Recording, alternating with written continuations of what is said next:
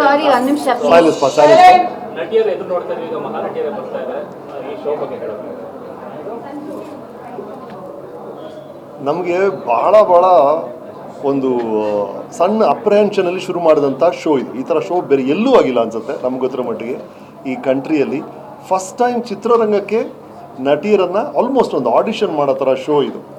ಹಾಗಾಗಿ ಮಾಡೋಕ್ಕೆ ಶುರು ಮಾಡ್ದೆ ಹೋಗ್ತಾ ಈಗ ನಮಗೆಲ್ಲ ಇಟ್ಸ್ ಬಿಕಮ್ ಸಚ್ ನಮ್ಮೆಲ್ರಿಗೂ ವಿ ಲವ್ ಇಟ್. ಶೋನ ಮಾತ್ರ ಅಲ್ಲ, ಹೊರಗಡೆ ಹೋದಾಗ ಜನ ಸ್ಪಂದಿಸ್ತಿರುವಂಥ ರೀತಿ ಎಲ್ಲರೂ ಹೇಳ್ತಾ ಇರೋದು ಭಾಳ ಡಿಗ್ನಿಫೈಡ್ ಶೋ, ಭಾಳ ಡೀಸೆಂಟ್ ಶೋ ಅಂತ. ಅದು ನನಗೆ ಭಾಳ ಇಷ್ಟ ಆಗುತ್ತೆ. ಆ ಇಮೇಜ್ ಆ ಶೋಗಿದೆಯಲ್ಲ, ಒಂದು ಕಡೆ ನಟಿಯರನ್ನ ಇಂಟ್ರೊಡ್ಯೂಸ್ ಮಾಡ್ತಾ ಇರೋದು ಚಿತ್ರರಂಗ, ಇನ್ನೊಂದು ಕಡೆ ಓವರ್ ಆಲ್ ಆ ಶೋ ಬಗ್ಗೆನೇ ಭಾಳ ಡೀಸೆಂಟ್ ಆದ ಶೋ ಅಂತ ಜನ ಹೇಳ್ತಾರಲ್ಲ, ಅದು ನನಗೆ ಪರ್ಸನಲಿ ಭಾಳ ತೃಪ್ತಿ ಕೊಟ್ಟಿದೆ. ಆ್ಯಂಡ್ ಅಲ್ಲಿ ಬರುವಂಥ ಪ್ರತಿಭೆಗಳು ಸರ್, ಒಬ್ರಿಗಿಂತ ಒಬ್ರು ಎಲ್ಲಿದ್ರು ಇವರಲ್ಲ ಅನಿಸುತ್ತೆ. ಅಂದರೆ ಕರ್ನಾಟಕದ ಮೂಲೆಯಲ್ಲಿ ಎಂತೆಂಥ ಪ್ರತಿಭೆಗಳಿದೆ ಅನಿಸುತ್ತೆ. ಎಲ್ಲರೂ ಅವ್ರು ಆ್ಯಕ್ಟ್ ಮಾಡಿದಾಗ ನಮಗೆಲ್ಲ ಆಶ್ಚರ್ಯ ಆಗುತ್ತೆ. ಎಷ್ಟೊಂದು ಚಿತ್ರಗಳು ನಾವೆಲ್ಲ ಮಾಡಿದೀವಲ್ಲ, ಎಲ್ಲ ಹೊಸಬರು ಅಷ್ಟು ಚೆನ್ನಾಗಿ ಆ್ಯಕ್ಟ್ ಮಾಡ್ತಿದ್ದಾರೆ. ಆ್ಯಂಡ್ ಇವ್ರ ಜೊತೆ ಎಲ್ಲ ಸೇರಿದ್ದು ಫಸ್ಟ್ ಟೈಮ್ ನಾವು ಆಸ್ ಅ ಗ್ರೂಪ್ ಸೇರಿರೋದು. Such a lovely team. ನಮಗಂತೂ we enjoy as us completely ರೀ.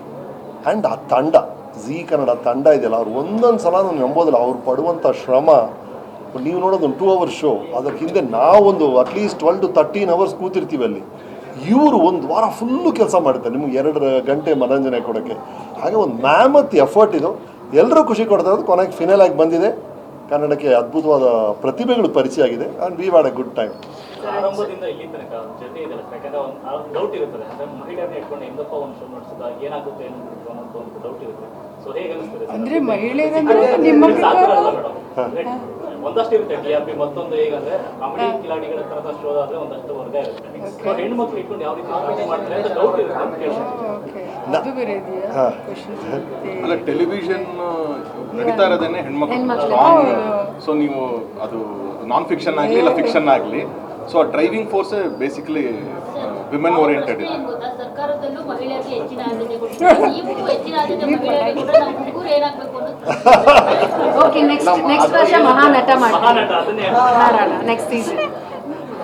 ರಮೇಶ್ ಸರ್, ನಿಮ್ಮ ಲೈಫ್ನಲ್ಲಿ ನಿಮಗೆ ಮಹಾನಟಿ ಅಂತಂದ್ರೆ ಯಾರು? ಅಲ್ಲ, ಇದು ನನಗೆ ಈ ಶೋ ಅಲ್ಲೂ ಕೇಳಿದ್ದಾರೆ, ಅಲ್ಲಿ ಉತ್ತರ ಹೇಳ್ಬಿಟ್ಟಿದ್ವಿ ನಾವು. ಅಂದರೆ ಆ ಫಿಲ್ಮ್ ಮಾಡಿದಾಗ ನಾನು ಇವನ್ ನಟರಲ್ಲಿ ಕೂಡ ನನಗೆ ನಾನು ಇವ್ರ ಫ್ಯಾನ್ ಅಂತೆಲ್ಲ ಹೇಳೇ ಇಲ್ಲ. ಬಟ್ ಯಾವ ಆನಂದ್ ಆಗ್ತದೆ, ಒಂದು ಪಿಕ್ಚರ್ ನೋಡಿದಾಗ ಅದು ಇಷ್ಟ ಆಗೋದು, ಇನ್ನೊಂದು ಫಿಲ್ಮಲ್ಲಿ ಕಮಲ್ ಸರ್ ಇಷ್ಟ ಆಗೋರು, ಇನ್ನೊಂದು ರಜನಿ ಇಷ್ಟ ಆಗೋರು. ಆ ಥರ ಆ ಚಿತ್ರದ ಮೇಲೆ ಹೋಗುತ್ತದು. ನಾನು ಲಾಯಲಾಗಿ ಒಬ್ಬರು ಹಿಂದೆ ಅಂತ ಇದ್ದೇ ಇಲ್ಲ. ಸೊ ಆ ಥರ ಈಗ ಸುಹಾಸಿನಿ ಅವರು ಬೆಂಕಿಯಲ್ಲಿ ಹೇಳಿ ಹಾರಳಿದ ಹೂವು ನೋಡಿದಾಗ ಆಗುತ್ತೆ. ಆಪ್ತ ಮಿತ್ರ ನೋಡಿದಾಗ ಸೌಂದರ್ಯ ಅವ್ರ ಮನಸ್ಸಿಗೆ ಬರ್ತಾರೆ. ಪ್ರೇಮ ಅವ್ರದ್ದು ಎಷ್ಟೊಂದು ಫಿಲ್ಮ್ಸ್ ಇದೆ. ಆ ಥರ ಇಟ್ಸ್ ಆಲ್ ಪಿಕ್ಚರ್ ಬೇಸ್ಡ್. ಅದು ಸ್ಪೆಸಿಫಿಕ್ಕಾಗಿ ಇವ್ರ ಹಿಂದೆ ಅಂತಿಲ್ಲ. ಬಟ್ ಇವರೆಲ್ಲರ ಮಧ್ಯೆ ಒಬ್ಬರನ್ನ ಚೂಸ್ ಮಾಡಲೇಬೇಕು ಅಂತ ನೀವು ಹಠ ಹಿಡಿದ್ರೆ ಅದು ಶ್ರೀದೇವಿ. ಸರ್, ಈಗ 5 ಜನ ನಿರ್ದೇಶಕರು 5 ಶಾರ್ಟ್ ಫಿಲ್ಮ್ಸ್ ಮಾಡಿದ್ದಾರೆ. ಶಶಾಂಕ್ ಅವರಾಗಿರ್ಬೋದು, ಚೈತನ್ಯ ಅವರು. ಇವಾಗ ಈಗ ಅದ್ರ ಬಗ್ಗೆ 5 ನಿರ್ದೇಶಕರು ಸಪೋರ್ಟ್ ಮಾಡಿ 5 ಜನ ಶಾರ್ಟ್ ಫಿಲ್ಮ್ ಮಾಡಿದ್ರು. ಇಲ್ಲ, ವೆರಿ ಸ್ವೀಟ್ ಆಫ್ ದಮ್. ಇವರೆಲ್ಲ ಹೊಸಬರು. ಕೊನೆಗೆ ಫಿನಲಾಗಿ ಏನು ಮಾಡೋದು? ಕೊನೆಗೆ ಇವರೆಲ್ಲ ಚಿತ್ರರಂಗಕ್ಕೆ ಬರಬೇಕು, ಅವರೆಲ್ಲ ಹೀರೋಯಿನ್ ಆಗಬೇಕು ಅನ್ನೋದೇ ನಮ್ಮೆಲ್ಲರ ಆಸೆ. ಅದಕ್ಕೊಂದು ಟ್ರೈಲರ್ ಥರ ಮಾಡಿದ್ದಾರೆ. ಈ 5 ಜನ ಒಂದೇ ವಾರ ಪಾಪ ಅವರು ಟೈಮ್ ಸಿಕ್ಕಿದ್ದು.